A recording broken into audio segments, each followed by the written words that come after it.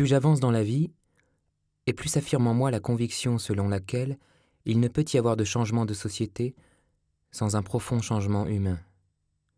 Et plus je pense aussi, et c'est là une certitude, que seule une réelle et intime convergence des consciences peut nous éviter de choir dans la fragmentation et l'abîme. Ensemble, il nous faut de toute urgence prendre conscience de notre inconscience, de notre démesure écologique et sociétale, et réagir. Mais il faut être clair, il ne s'agit pas de se goberger d'alternatives et de croire naïvement que ce réveil résoudra tout pour l'avenir. La fédération et la concordance des consciences auxquelles nous aspirons font logiquement suite à l'appel de l'insurrection des consciences que nous avions lancé il y a maintenant presque 15 ans comme slogan à ma campagne en vue de la présidentielle de 2002 et qui a depuis lors reçu un véritable écho. Si l'on observe la géopolitique actuelle, si l'on pose la question de savoir où en sont les humains à l'égard de leurs congénères et de leur planète patrie, on est obligé de faire le triste constat d'une catastrophe déjà engagée, dont l'ampleur sera considérable si rien n'est fait pour inverser le cours de l'histoire.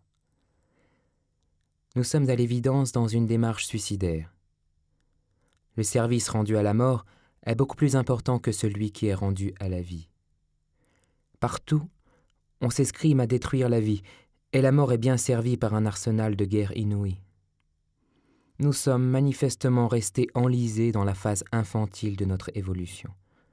Je tiens à souligner infantile et non enfantine.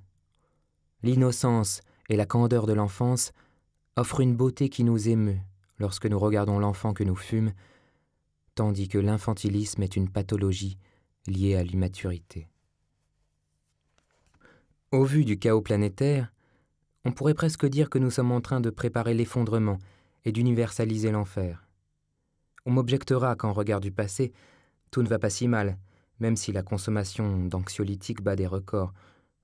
Le recours à des artifices pour exorciser une tristesse latente et un profond mal-être montre en tout cas que nous avons édifié une société dans laquelle la joie et le bonheur sont ensevelis sous le plaisir industrialisé. L'adulation extravagante des stars et la course forcenée à la consommation et au divertissement confirment que nous sommes comme dans une cour de récréation avec ses engouements sporadiques qui dissimulent de sordides enjeux, le plus souvent financiers.